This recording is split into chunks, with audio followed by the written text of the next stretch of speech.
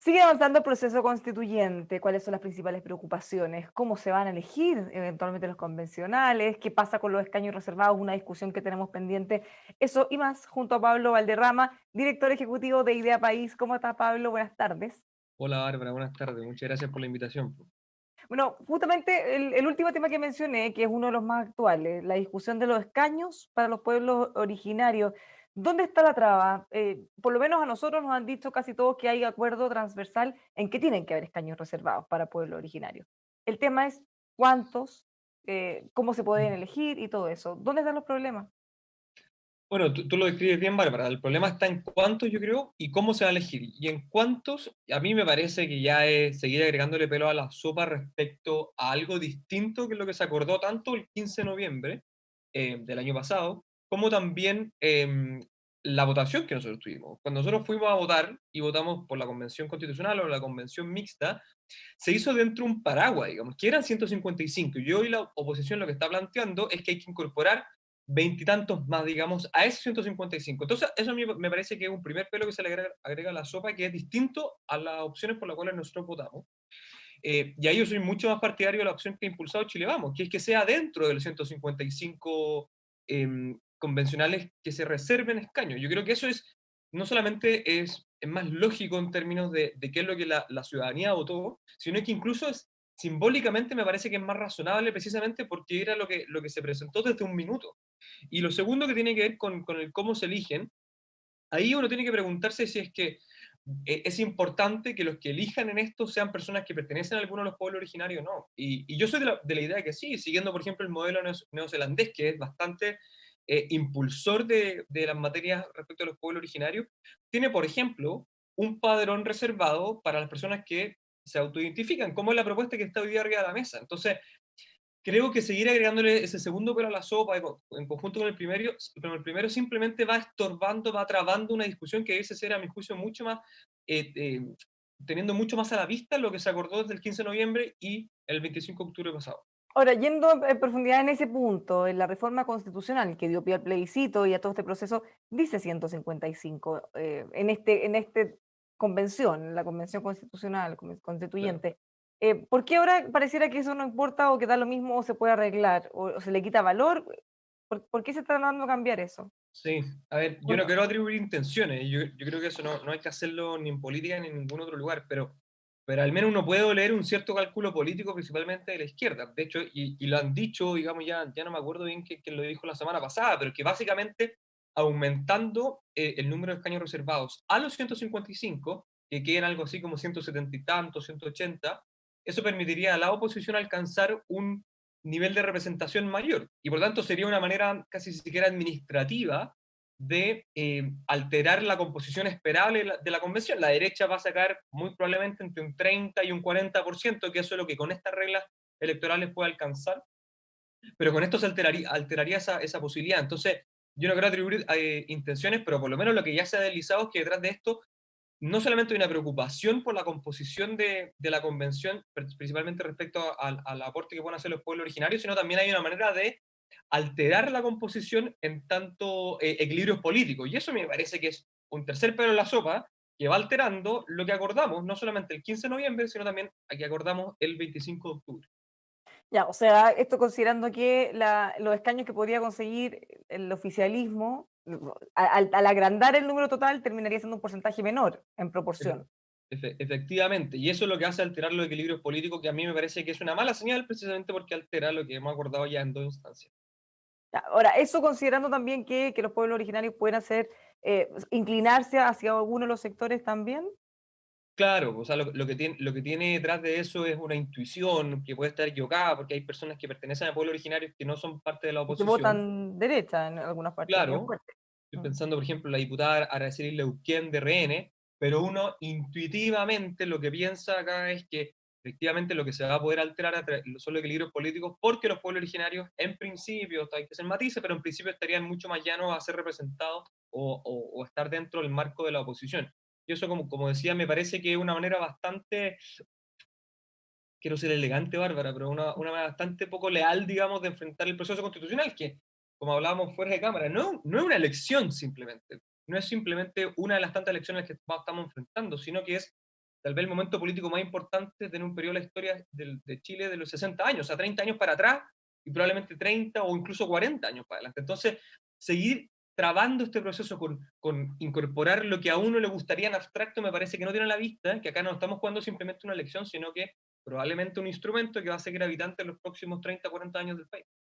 Ahora van a insistir, de hecho la comisión votaron a favor de eso, independiente de lo que dice la reforma constitucional. En ese sentido, ¿les daría lo mismo vulnerar el acuerdo si es que contaran con los votos para ello? Porque la presión pública hacia todos para que voten a favor es muy fuerte. O sea, el que no vote a favor de esa propuesta va a pagar un costo político relevante, cosa que no sabemos si están dispuestos a hacer los parlamentarios, ya lo hemos visto con otros proyectos, y que terminan finalmente votando en contra de lo que el gobierno hubiera esperado. Y acá voy a ser muy brutal, pero yo creo que hay que decir lo que uno piensa. La izquierda piensa que está representando al pueblo luego del 80% en el apruebo rechazo, y por lo tanto, como piensa que está representando a ese pueblo, digamos, asume que ese pueblo piensa como ellos están impulsando estas votaciones, y por lo tanto, yo veo una izquierda que es incapaz de procesar, de mediar lo que ellos intuyen que dice la gente. La política no es simplemente escuchar lo que dice la gente y, bueno, llevar eso a la discusión propiamente política, sino que es lograr canalizar, mediar. Y yo veo una izquierda que, luego, sobre todo del apruebo el rechazo, no tiene esa capacidad de mediar. Y veo también, y acá tengo que ser muy, muy sincero, veo una parte importante de la derecha que, con el ánimo de representar a ese pueblo, no logra mediar también. Y por lo tanto están en un estado, como decía Joaquín García Huidobro en una columna el domingo en el Mercurio, están en un estado emocional que no les permite impulsar agendas o votar de una manera que no sea, entre comillas, la más popular. Pero que sea popular incorporar escaños a los 155, a mí me parece que algo totalmente discutible, precisamente porque lo popular fue aprobar un órgano, una convención que tenía 155. Me parece que eso es lo más popular. Cuando se discutió el cambio del binominal, hubo muchas críticas desde entonces la oposición, desde ahora el oficialismo, la derecha, porque decían que era un traje a la medida, que no había una relación de repente en algunos distritos se elegían más personas que los que se elegían en otros, pese a que tenían el mismo terreno o la misma cantidad de electores. Entonces, de alguna manera eso también después se reflejó en cómo se terminó componiendo el Congreso. ¿Podría ser esto también quizá un traje a la medida con una excusa de una causa tratando de pasar por el lado? O sea, absolutamente, güey. Y de hecho, por eso a mí no me gusta el concepto de traje a la medida que varias personas lo han dicho, porque la discusión constitucional no hay que pensar en esas lógicas de traje a la medida, sino que hay que pensar cómo, y esta es mi posición que he dicho siempre, cómo estos dos modelos de sociedad que a mi juicio están compitiendo, no simplemente se queda implementado, queda impreso en la constitución lo que a mí me gusta, güey, sino precisamente cómo desde mi identidad soy capaz de dialogar con alguien distinto y por lo tanto llegar a consenso, de manera que los dos no estemos ni tan cómodos ni tan incómodos. Y la idea del traje a la medida, a mi juicio, lo que dice es, oiga, usted presione de la manera que usted quiera, sea en el Congreso, sea en la calle, sea a través de las redes sociales, usted presione para que esto que intuimos que es el traje que nos queda mejor, que sea una especie como, digamos, de aplanadora de la discusión constitucional, y eso a mí me parece que es equivocado, porque si es que hay algo en lo cual, como decía, no tenemos que estar ni tan cómodos ni tan incómodos, es en lo constitucional. Y eso me parece, y lamentablemente yo veo a gran parte de la oposición, no la veo en esa sintonía. Si yo que estoy en la centro derecha, viera que al frente están personas como la Soledad Alvear, por ejemplo, son personas que no tengo ninguna duda de que, a pesar de que tener opiniones distintas en algunos temas, hay una voluntad de diálogo. Yo, bueno, yo creo que hoy sería impulsor de discutir esto como con un poquito más menos trinchera, pero lamentablemente lo que se ve hoy son trincheras, son espacios en los cuales estamos poco dispuestos a salir de la comodidad, y eso me parece que en el tema constitucional es especialmente sensible. Ahora, un tema del que hemos estado hablando, ¿cuántos y si están dentro o fuera de los 155? Pero otra de las dudas es, ¿por qué esa cifra? ¿Por qué no otra? Y si debería haber un padrón especial, que sea solo de Sí. ellos. Claro, es el segundo pelo en la sopa que te decía al principio, y que tiene que ver con cómo se eligen. Y acá hay dos propuestas, que al menos los que yo he logrado conocer, dos propuestas. La propuesta impulsada principalmente por la oposición, en la que dice, mire, cualquiera puede ir a votar, y lo que busca, y usted va a poder votar tanto por los pueblos originarios las personas que no pertenecen al pueblo originario, bueno, y usted decídalo en la urna, digamos. Y por lo tanto no se establece ningún requisito. Yo soy de la idea de que esto tiene que ser mediante un padrón especial previo de manera que quienes eligen a los pueblos, a las personas de los pueblos originarios que eventualmente van a estar en la Constitución, sean precisamente aquellas personas que previamente han declarado que son parte de esos pueblos originarios. Y acá tampoco, esto no consiste en, digamos, en un gran requisito. En el caso, en el caso indígena, de los pueblos originarios, generalmente se habla de un padrón distinto. En Nueva Zelanda existe un padrón distinto y que previamente usted tiene que decir, usted se autoidentifica con algún pueblo originario, previamente dígalo, sí o no. Y por lo tanto, al momento de ir a votar, usted ya tiene declarado cuál es el padrón al cual quiere ser parte. Pero eso supone que usted lo declaró con anticipación, lo pudo pensar, e incluso si es que usted se autoidentifica como parte de un pueblo originario, pero no quiere votar en ese padrón, bueno, usted también tiene la libertad de hacerlo. Me parece que esa fórmula no solamente es más responsable, sino que además es más flexible, se respeta la libertad de las personas. Y acá en la consulta indígena, Bárbara, esto es importante, en la consulta indígena generalmente de lo que se habla es de tener padrones separados, o sea, parte de la pretensión de los pueblos originarios ha sido tener padrones separados, y a eso a mí me parece que es una aproximación correcta. Ahora, en el caso del padrón especial, tendría que hacerse ahora uno nuevo, porque una de las críticas que surgen es que la gente que está ahí básicamente es la que en algún momento se ha acercado al Estado para alguna ayuda o beneficio. Entonces Claro. pueden haber muchos que, aunque se sientan y pertenezcan a algún pueblo originario, no se hayan acercado solo por eso, en el fondo. O sea, acá lo que debiésemos permitir, y yo, bueno, tal vez estamos un poco tarde, pero lo que se debe permitir es, así como se nos pregunta si tenemos que cambiarnos el domicilio electoral, acá también se nos pregunte si es que nosotros pertenecemos a alguna de estos pueblos originarios, por lo tanto, para participar en ese proceso. No puedo dejar de decir algo, Bárbara, que me parece muy importante y que tiene que ver con el fondo de la discusión. Sin perjuicio que yo, y acá lo digo con sinceridad, digamos, sin perjuicio de que yo creo que el asunto de los pueblos originarios, más que comprenderse dentro del proceso electoral, tiene que ser un aspecto importante en la discusión constitucional, y por lo tanto la pregunta más relevante a mi juicio es cómo reconocemos a los pueblos originarios en la Constitución. Yo creo que se ha ido instalando una cuestión que es bien problemática, que tiene que ver con lo que se llama las políticas de identidad. Entonces, usted participa en la política no en cuanto a una persona común y corriente, sino que usted participa en la política en la medida que se identifica como parte de alguno de los pueblos o de un grupo especialmente oprimido.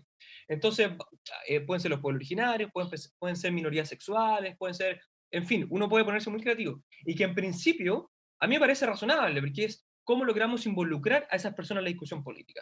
Pero cuando esa política de la identidad toma un lugar tan importante, yo ya dejo de participar en la discusión, en este caso constituyente, como una persona, como un chileno, digamos, que quiere aportar a su país, sino que lo hago representando un nicho específico, y eso va generando, esta es mi opinión, la incapacidad de entenderse entre grupos distintos. Entonces usted, si representa a los pueblos originarios solamente, está en esa discusión con la intención de únicamente llevar esos temas, los de ese grupo, a la discusión. Pero lo que se espera de quienes quieren ser parte de estas convenciones es que logren ver por el bien común, por la preocupación de todo. Y esto con las políticas de la identidad, que cada vez va profundizando más, y Estados Unidos tienen ya grandes problemas en esto, me parece que va siendo más difícil el diálogo democrático. Bueno, va siendo más difícil porque además tenemos que ponernos de acuerdo. No solo es esto lo que viene, o sea, esta es una pequeña etapa, el de resolver los escaños, porque después va a venir la elección de los constituyentes y también vamos a profundizar en eso. Pero antes de salirnos de los escaños, ¿debería ser paritario también, independiente de la cifra y de si va a ser dentro o fuera de los O sea, 155? a mí me hace toda lógica que sea paritario, no tanto porque si es mi preferencia o no, porque está mucho más en sintonía con lo que ya acordamos. O sea, a mí me parece que hay que tomarse en serio estos mandatos populares. Cuando la ciudadanía se ha manifestado, y además tan claramente, por una u otra opción, sabiendo las condiciones en las que eso se realizaba, a mí me parece que algo como eso también debiese respetarse si es que se le agregan nuevos pelos a la sopa. Porque de lo contrario, nuevamente la discusión política se transforma en cómo cada uno va agregando los ítems que quiere, independiente de lo que haya dicho la ciudadanía, y eso genera el grave problema de que la ciudadanía nuevamente siente que esta élite política no es capaz de representarla. Porque esta élite política, ensimismada en sus propias discusiones, en sus propios intereses, asume que logra representar a gran parte de la ciudadanía cuando, a mi juicio, hay serios problemas para hacerlo. Mm. Ahora, hace un rato estuvimos conversando con Andrés Antivil y justamente le preguntamos si es que debía ser paritario o no. Entonces le dice, a ver, nosotros en el pueblo mapuche tenemos otra forma de estructura de la sociedad, cada uno tiene sus roles bien definidos, las mujeres son muy importantes, los hombres también, pero en cosas distintas.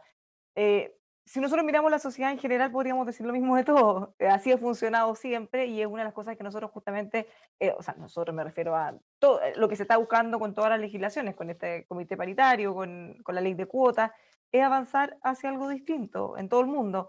¿Debería eximirse el pueblo mapuche y todos los pueblos originarios de una obligación como esa? Ahí el relativismo cultural o no, cuánto se involucran en el proceso, se deben quedar fuera. ¿Cómo se aborda eso?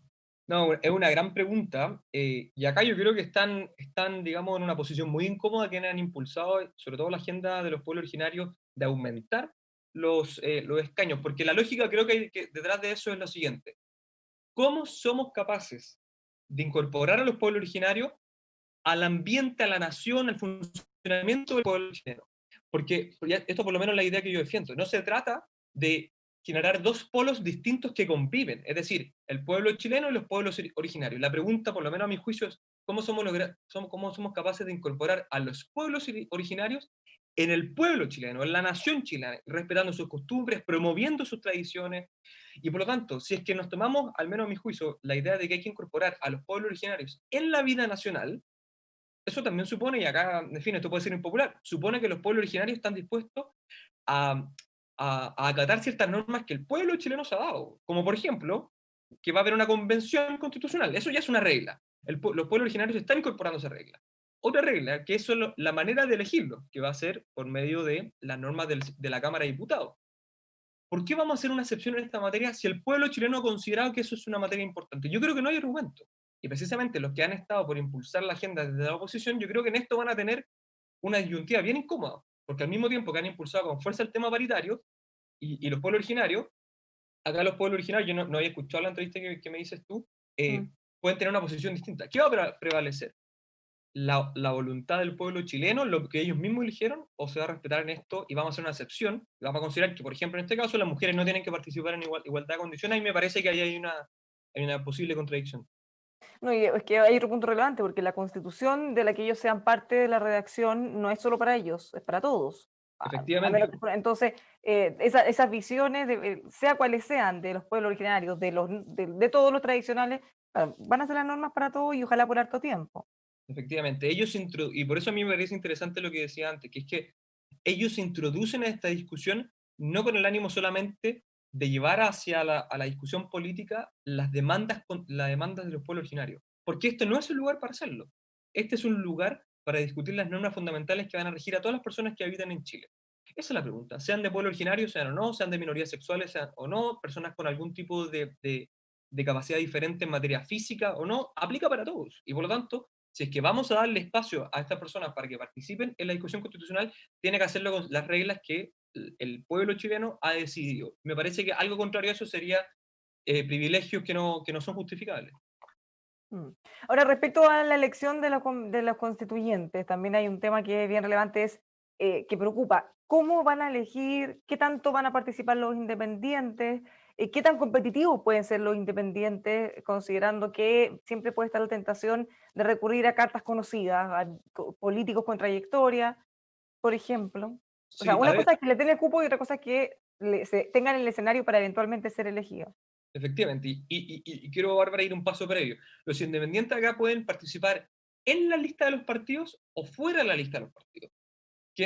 Los independientes que quieran participar fuera de la lista de los partidos, salvo que sean personas con un grado de conocimiento altísimo, no sé si la Tonka Tomisic, digamos, quiere ser candidata, ella probablemente en una lista independiente podría ser electa.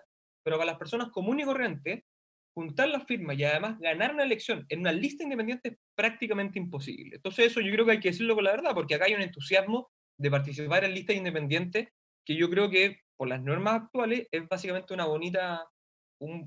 visión un poquito romántica del proceso. Entonces la pregunta es, ¿los independientes pueden participar de la lista de los partidos? Pueden hacerlo. Pero la pregunta al revés, ¿los partidos políticos van a estar dispuestos a darle espacio a los independientes? Es una primera pregunta que a mí me encantaría que se desarrollara. Y para ser sincero, yo creo que hay algo de disposición, no generalizada, pero creo que he visto una buena disposición en esa materia. Y lo segundo, Bárbara, tiene que ver con cómo se van a configurar las listas. ¿Van a estar solamente personas con un alto grado de conocimiento y por lo tanto van a asegurar, entre comillas, la elección? ¿O en esta oportunidad que vamos a discutir el instrumento tal vez más importante de los próximos 30, 40 años, vamos a dejar espacio a personas que sin necesariamente tener un grado de conocimiento alto, pueden aportar a la discusión tanto técnica, jurídica como política, y por lo tanto hacer un mix. Y yo creo que algo como eso hay que desarrollar. Permitir que hayan personas con un alto grado de conocimiento, acompañadas de personas que tal vez no tienen un alto grado de conocimiento, pero pueden aportar en la discusión política y en la discusión técnica. Yo espero, sinceramente, que los partidos políticos estén en esa sintonía, porque de lo contrario, si la Convención Constitucional va a ser un espacio de farándula, digamos, y nuevamente van a tener protagonismo personas como Pamela Giles, que en términos comunicacionales no tengo ninguna duda que se manejan perfecto, pero su aporte a la discusión legislativa, en el caso de Pamela Giles, yo creo que ha sido bastante escueto. Si figuras como esa van a estar en la convención, yo veo con muy mala predisposición lo que va a pasar. Y por lo tanto, creo que los partidos políticos acá tienen una responsabilidad histórica con el futuro de Chile.